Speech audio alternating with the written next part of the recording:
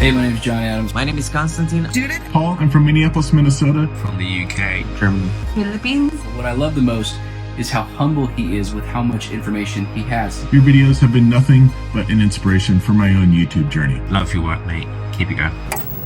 I'm getting away from the city to reflect on everything that's happened over the past 5 years. It's so easy for me to reach a milestone and immediately be in a rush to move on to the next one. But this time I want to do it different. I want to actually stop and reflect on everything that's happened. So that's why I just need to get away for a bit. Go somewhere where it's quiet, where you can actually hear your thoughts. When I first started out, I had no clue what I was doing. I had no understanding of what it meant to create videos that were actually unique to who you were, and I just did what everyone else did, especially my brother Matti. Like I remember even I made some really cheesy intro with some text saying, "This life's too short, so go out and explore, learn, and grow." Being the younger brother of Matti has definitely had its perks. He taught me so much about the ins and outs of making YouTube videos, but it's also come with its own curses. Like being constantly compared to him and being accused of just being the same. And if I'm honest, sometimes I even started to doubt myself, like, am I just copying him the whole time? And why would anyone watch my videos when they could watch his? And this really forced me to reflect and ask myself, who am I? What makes me unique and what makes me Teppo? And through this whole process, I really had this aha moment where I realized that, yeah, it's true, I can never be as good as Matti at being Matti, or Peter as Peter, or any of the other amazing creators that I looked up to, but they also can't be me. And there's only one Teppo on this planet, so I figured, why not just be me and lean into that? And that's when everything began to click. When I really felt like I started making videos that were unique and true to who I am. Looking back at all the videos ever made on this channel, I don't know if there's ever one video that I'm like, that's the one. That's my favorite. Because none of them on their own are that amazing. And I guess that's the challenge of being a person who creates for this platform. You're constantly putting out new videos and you realistically just don't have the time or resources to put more energy into each one, even if you wanted to. So in the end, none of them are really perfect in your mind.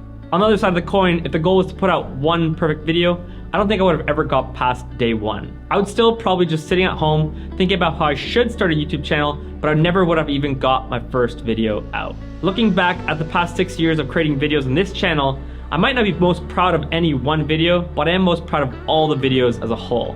All the stories that I've been able to document and the lessons I've been able to share, together they're like different acts of a movie, and the whole movie is what I'm really most proud of.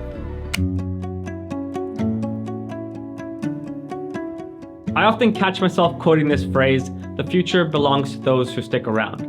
It's so simple, yet so powerful.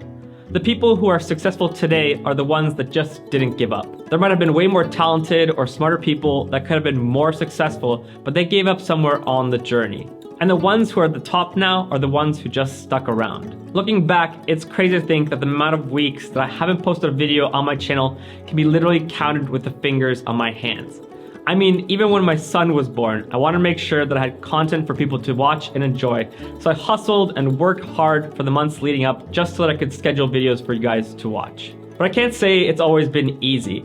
There were weeks where I just felt complete creative block. I had absolutely no freaking ideas for a video.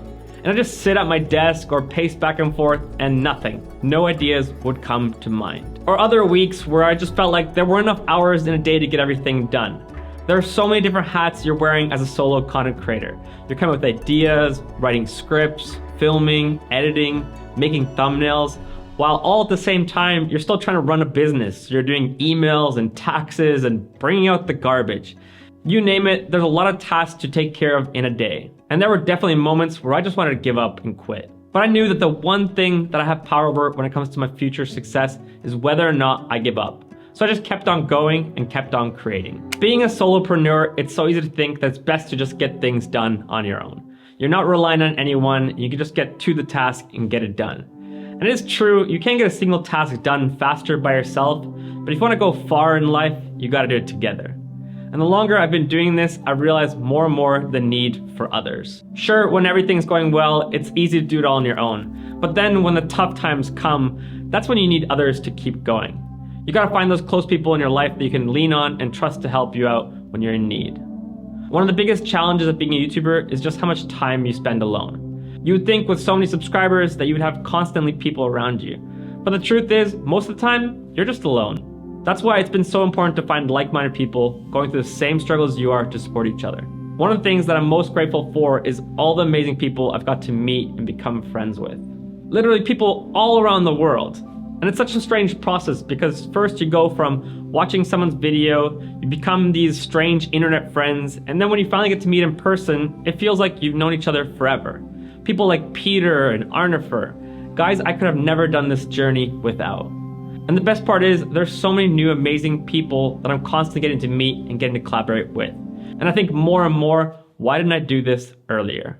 You hear this phrase often in the creator space where people say, I'm just creating for myself.